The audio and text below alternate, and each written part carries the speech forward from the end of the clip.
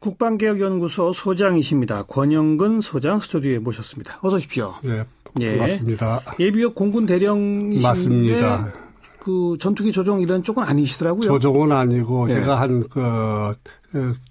공사 교수 그다음에 그 국방대학교라든가 또는 예. 한국국방연구원 같은 연구기관에서 제가 주로 생활을 했습니다. 그리고 또 컴퓨터공학 박사이시면서 또 정치학 박사이기도 하세요. 맞습니다. 어떻게 두 분야를 다 하셨어요? 제가 미국에서 이제 컴퓨터 사이언스 박사를 받고 한국에 와가지고 이제 주로 합동의 문제, 카이다 한국국방연구원에 근무하면서 이제 지휘통제라든가 합동의 문제를 연구했거든요. 합동이라는 게 합동의 조인트넷 쓰죠. 상군이 육해공군. 그렇죠. 어떻게 싸울 것인가의 문제. 이게 작전 통제권의 문제고. 그래서 제가 사실 카이다에 있다가 이제 진급을 하면서 제가 본격적으로 합동을 연구하겠다 해가지고 국방대학교에 보면 합동참모대학이 있거든요. 네. 거기서 제가 한 10여 년 또 근무했죠. 그러셨군요. 그렇죠. 네. 예.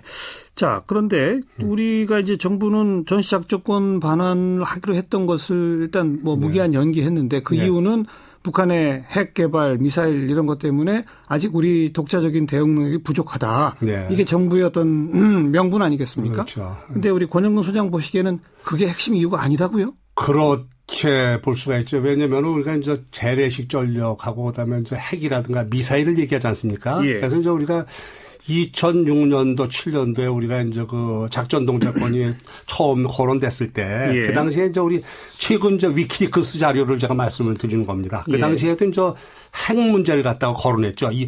그 당시 하니까 이제 2008년도, 9년도 특히 연기를 주장하는 사람들은 핵 문제를 주장하니까 그것은 한국 혼자서 대응하는 것이 아니고 익스텐디드 디터런스 확장 억제 차원에서 세계적 차원에서 대응하는 것이다. 그리고 이제 재래식 전력을 얘기하면 사실 우리가 원래 북한은 70년대까지만 해도 이제 항공력 중심으로 건설했거든요. 그런데 이제 우리가 70년대 말서부터 해가지고 80년대까지 지상군 중심으로 대거 건설했죠. 그리고 이제 89년도, 90년대 이제 냉전이 종식되면서 거의 재래식 전력을 건설 안 했거든요. 그런데 이제 북한 재래식 전력이라는 것이 방대하지만은 이게 노후화되어 있고, 그리고 우리가 이제 북한이 남침을 하려면은 결국에서는 우리가 이제 북한은 항공력이라든가 이런 것들은 좀 처지고 이제 재래식 많은 걸 갖고 있지만은 우리가 이제 지상에서의 전투는 어떤 적에 있냐면은 공격을 해가지고 상대방을 이기려면은 방어 전력보다 적어도 3배 이상이 돼야 된다는 게 클라우제비치의 이론이죠. 그런데 이제 우리가 한반도처럼 이게 산악 지역이 많은 지역, 강도 있고 늪도 있고 막 숨어서 그 상대방을 공격할 수 있는 곳이 많은 데에서는 이것이 3대1이 아니고 5대1, 6대1. 그러니까 북한의 지상군이 대한민국 지상군보다 그렇게 강하진 않죠. 다섯 배 이상 강해야 되는데. 아닙니다. 그래서 될 수가 없다는 거죠. 자, 요약해보자면 즉 재래식 전력에서도 이미 우리가 자체 방어 능력이 있다.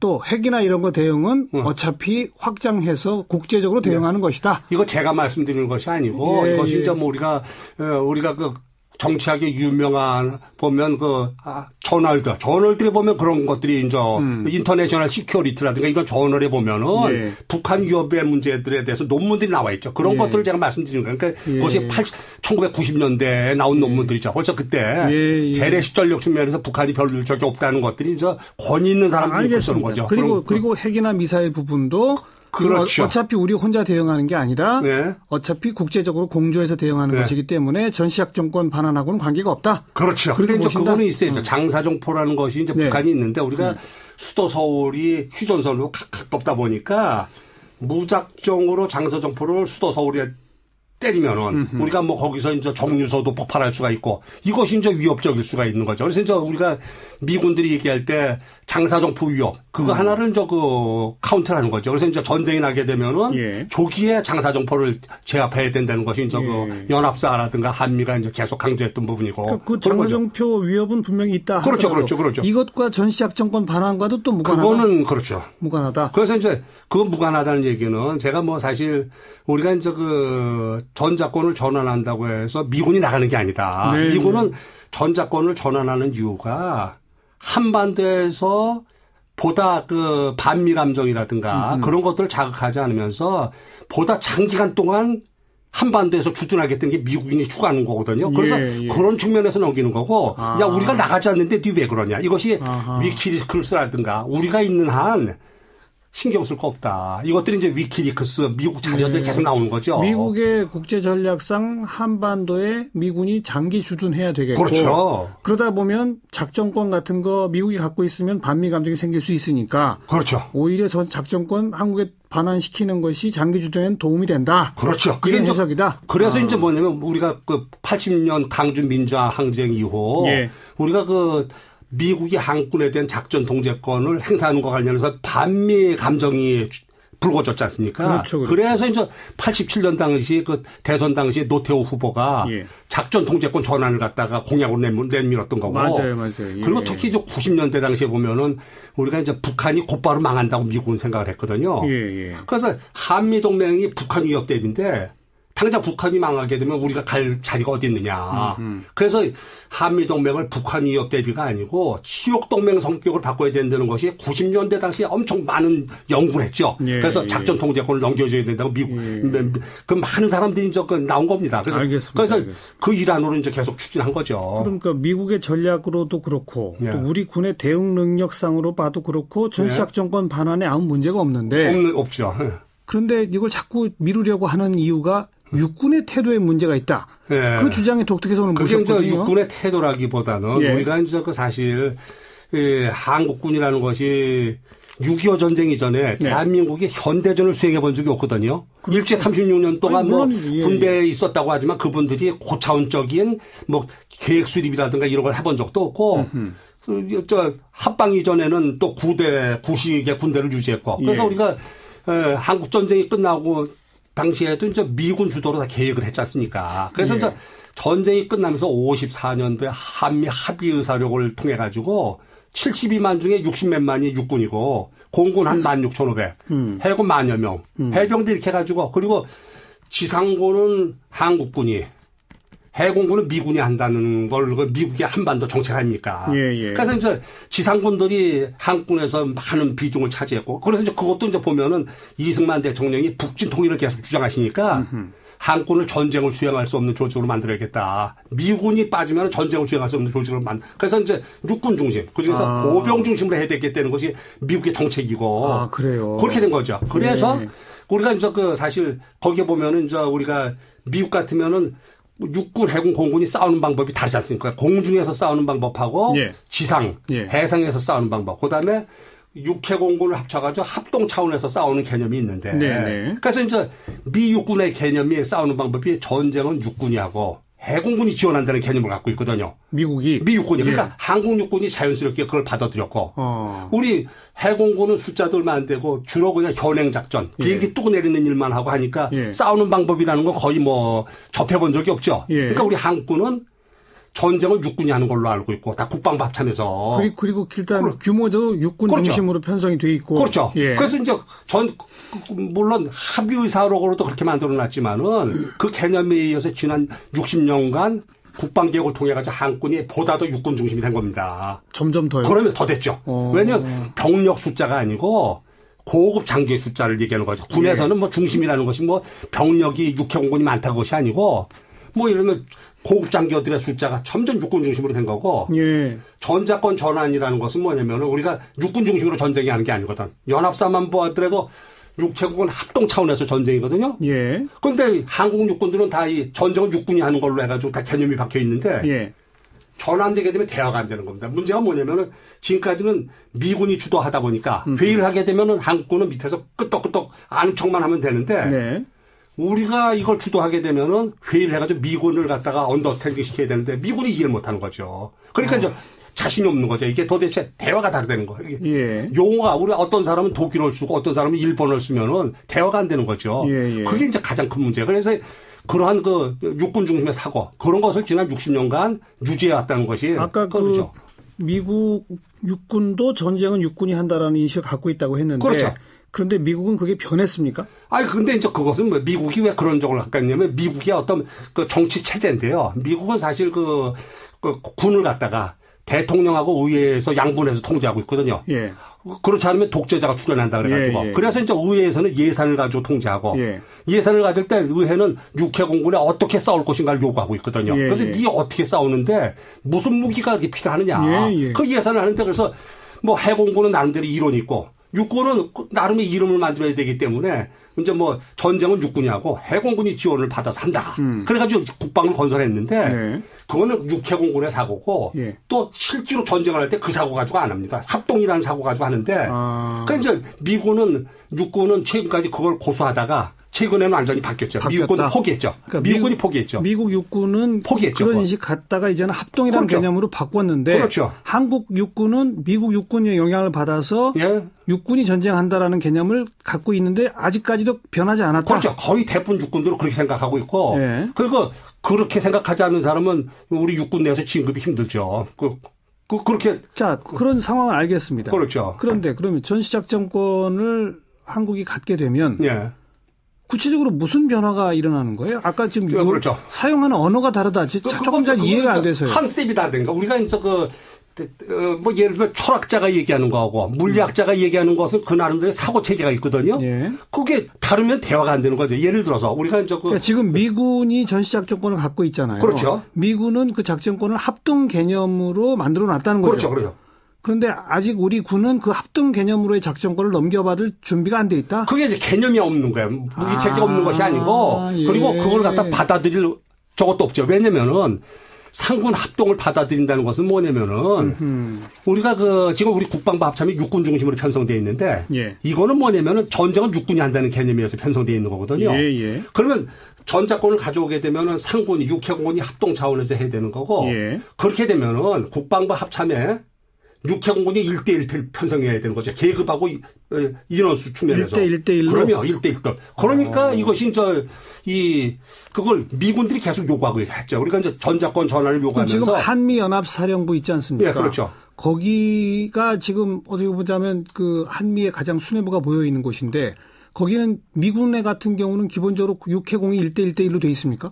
그렇죠. 돼 있죠. 우리가 이제 한미연합사가 이제 우리가 합동군 사령부 그 밑에 이제 구성군 사령부가 있거든요. 공군 네. 구성군 사령부는 이제 공군 중심으로 편성되어 있고 예. 지구 사령부가 있고 지상 구성군 사령부, 예. 해상 구성군 사령부가 있고 그러니까 육해공군 작전을 갖다가 지휘하는 것이 지상 해상 공중 구성군 사령부고 네. 이것을 갖다가 조화를 코디네이션을 시키는 것이 합동군 사령부거든요. 합동군 사령부는 육해공군이 1대1 편성해야 되는 것이 미국의 골더턴 고스법에 보면 딱 그렇게 돼 있죠. 원칙이다 이거죠. 그러면 1대1 이건 해야 된다. 그 합동군 사령부가 그렇죠. 근데 현재 우리 국방부 합참은 그렇지 않다. 아니죠. 그래서 지금까지 그런 사고도 없고 육군이 전쟁을 해야 된다고 생각하기 때문에 우리가 넘겨받으면 국방부 합참이 육해공 1대1로 바뀌어야 되는데 당연하죠. 그걸 육군이 싫어한다. 육군이 그렇게 바뀌어야 된다는 것을 아는 사람들도 많지 않을 거고 예. 실제로 바뀌어야 된다는 그러니까 우리가 이제 그 전작권 전환을 하면서 미군들이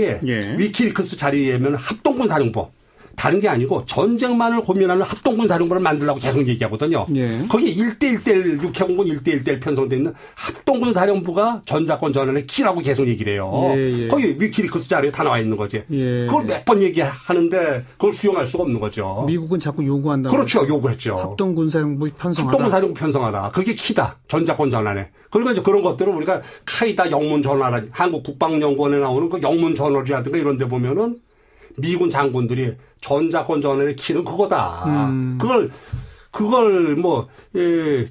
수용할 수가 없죠. 쉽지 않은 얘기죠. 그래서 저 사실 육군이 자기 파워가 줄어드는 걸 두려워해서 싫어해서 그래서 그걸 그렇죠. 거부한다. 가장 큰 것이 그거죠. 그리고 이제 두려워한다는 측면도 있지만 그러한 그 육군 중심의 체제를 유지하다 보니까. 아까 말씀드렸듯이 회의를 주관해야 되는데 예. 연합사에서 얘기하는 그 전쟁하고 한국군이 생각하는 육군들이 생각하는 건 전혀 다르기 때문에 대화 회의를 주관할 수가 없는 겁니다. 그래서 이제 두려워하는 거고 그런 거죠. 네. 그럼 우리 해군이나 공군은 전작권 반환을 다 원합니까? 그것도 아니죠. 우리가 이제 사실 이게 전작권이라는 것이 이게 이제 우리 육해공군은 사실 이제 전술 수준에서 이제 활동을 한 거고, 예. 전작권이라는 것은 상군 합동 차원의 작전적 예. 수준의 문제인데, 예. 육해공군 중에 그런 데 경험한 사람이 한국군에는 많지 않습니다. 이게 연합사가 주로 그걸 하는데, 예. 실제로 그런 경험을 해가지고 높이 올라간 사람이 거의 없죠, 한국군에는. 예. 그래서 이제 우리 뭐 비행단이라든가 함대에서 계속 근무했던 분들이 전자권이 뭔가 이거 잘 모르거든. 그거 이게 뭐 어떻게 바뀌는 것인가, 거기서 하게 되면 뭘 해야 되는가. 그러니까 뭐 권위 있게 무슨 뭐 이렇게 주장하고 뭐 이렇게 알 수 있는 적이 아니죠. 육군은 인식이 없고. 그렇죠, 없죠. 해군이나 공군은 아직 전시 작전권까지를 논의할 만한 능력이 부족하고. 그건 뭐 그런 것들을 갖다 뭐 능력 부족하다고 하긴 뭐 하지만은 근데 사실 비교적 그런 합동의 문제를 접한 게 공군입니다. 왜냐면 공군 구성군 사령부가 있죠. 우리가 지금 한반도에 보면 연합사하고 공구사가 제대로 공군 구성군 사령부가 제대로 운영돼 가지고 사실 이제 공군 같으면 소령 중령서부터 공구사에 많이 근무하다 보니까 솔직히 말씀드려서 공군의 조종사들이 합동에 대한 개념이 있다. 좀 있다. 그렇죠, 있죠. 좀 뭐 상군 중에서 가장 그래도 그렇지만 어쨌든 뭐 강하게 주장할 만큼 충분한 실력을 갖추지 못했기 때문에 그 파워가 육군에 있고 육군들의 사고가 다르니까. 그러니까 공군도 그렇죠. 해군도 또 강하게 주장도 하지 못한다. 그렇죠.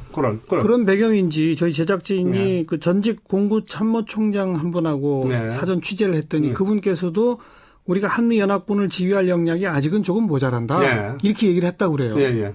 그럼 그래서 그 점은 우리 권영동 소장께서도 동의하시는 거예요? 저는 동의 안 합니다. 왜냐면은 사실 지금 저는 사실 그래요. 제가 우리가 자전거를 탈 능력이 있을 때까지 난 자전거를 안 타겠다.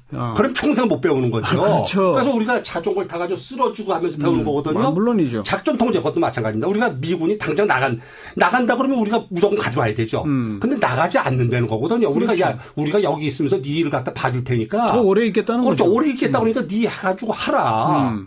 그러면 우리가 시행착오를 하더라도 받아가지고 지금 그걸 갖다가 배워야 되는 거죠.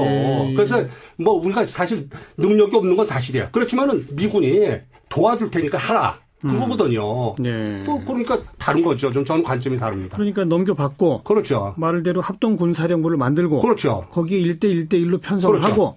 이렇게 해서 숙련 기간을 거치면 된다. 그러면 우리가 이제 사실 한국군이 머리가 사실 뭐 타군 어디에 비해서도 머리가 비상하거든요. 한국 사람이 비상한 건 사실이고 이 젊은 장교들 그 교육만 제대로 시키면은 금방 한 몇 년 내에 일어나는 거죠. 이렇게 개념이. 근데 지금 육군, 해군, 공군 뭐 소령들이고 대위들이 가지고 교육시키고 하면은 금방 이거 뭐 방향 전환이 문제지 그건 뭐 그렇게 큰 문제가 되는 게 아니죠. 그런데 육군은 그 1대1대1 편성이 싫어서 자꾸 안 하려고 한다. 그러니까 미군들이 합동군 사령부 그러니까 전쟁만 고민하는 합동군 사령부 이게 1대1대1이거든요. 미군들이 얘기하는 거. 그게 무슨 소리인지도 잘 모르는 사람들이 많을 거고 아는 사람들 일부 있지만 그거 수용 못하죠. 이번에 조건부로 시기를 연기한 거 아니겠습니까? 우리가 뭐 그렇죠. 북한 미사일에 대한 대응 체계 같은 거 뭐 그런 시스템을 구축하고 그에 따른 뭐 무기를 사오고 이런 게 되면 가져온다는 건데 그런 무기들이 정말 필요하다. 이건 동의하세요? 그것도 저희가 사실 거기서 이제 조건부 전환을 3가지를 하는데 우리가 능력을 구비한다는 거, 킬체인 구비. 그다음에 우리 이제 주변국 안보 환경 뭐 변화 이런 걸 하는데 안보 환경 뭐 변화 뭐 이것은 인식의 문제거든요. 위협이 있어도 없다고 생각할 수 있는 거고 없어도 있다고 생각할 수 있는 거고 이건 아주 주관적인 거기 때문에 우리가 통제할 수 없는 거고 그다음에 사실 킬체인 구축이라든가 또는 한군의 능력은 한군이 작전 통제권을 행사해야지만 구축될 수가 있어요. 이게 아주 딜레마입니다. 그러니까 제가 이제 컴퓨터 박사고 합동에 대한 제가 했는데 사실 킬체인은 우리가 돈만 가지고 구축될 수 있는 게 아니거든요. 개념의 문제인데 한국군이 작전 통제권을 행사하기 전에 킬체인 구축 안 됩니다. 돈을 아무리 투자해도 그게 키입니다. 그래서 제가 이거는 사실 2020년인데도 킬체인 안 된다. 안 됩니다. 그러니까 우리가 작전권을 가져야 그걸 완성할 수 있다. 그러면 그게 왜냐면 우리가 왜냐면 비행기라든가 이런 것들은 민간이 다 만들잖아요. 킬체인이라는 것은 지휘 통제 체계라든가 무기 체계라든가 이런 것이 다 연계돼 가지고 하나의 시스템을 구축하는 건데 이것이 상군 합동의 개념이라든가 이런 것들이 기본이거든요. 그게 없는 상태에서는 뭐 삼성 데이터 시스템에서 해줄 수 있는 게 아니라니까요. 그거는. 지금 젊은 장교들한테 그래도 그 합동군에 대한 어떤 교육은 좀 이루어지고 있습니까? 어때요? 그래서 사실 그것도 그래요. 제가 이제 합참대에 근무했지만은 거기 다 육군 중심으로 돼 있거든요. 그러니까 거기서 가르치는 것도 사실 그냥 우리가 옛날에 그 합참대학장을 하신 육군 장군님이 예. 야 육군대학이나 교육이 별로 차이가 없다 그런 말씀하신 적도 있죠. 그래서 육군들은 그냥 합동이라는 것이 육군이 전쟁을 하는 걸로 알고 있으니까 이게 문제입니다. 그래서 우리가 학교 기간 육군대학이라든가 공군대학, 해군대학 이런 데 학교 기간을 석학들을 포진시켜야 되고 예. 특히 합동교육기관은 육형군 1대1대1 유지해야 되죠. 미국이 그렇게 요구하는데도 그런 식의 교육조차도 안 하고 있다? 그 교육에 대해서는 요구는 안 했고. 근데 아니, 우리가, 그렇죠. 장차라도 하려면 교육을 그렇죠. 시켜야 될 거 아닙니까? 그럼 이제 거기서 1대1대1 학교 기간도 1대1대1로 하지 않으면 미국은 뭐라 그러냐면은 합동기관이 1대1대1 구성 안 돼 있으면 교수진이. 알겠습니다. 그러니까 합동이 아니다, 이거. 오늘 다소 좀 전문적이긴 하지만 네. 1대1대1 합동 군 사령부라고 하는 개념을 가지고 전시작전권 문제에 대한 독특한 주장을 펴시는 분의 목소리를 한번 들어봤습니다. 국방개혁연구소 권영근 소장이셨어요. 오늘 나와주셔서 고맙습니다. 감사합니다. 네. 감사합니다.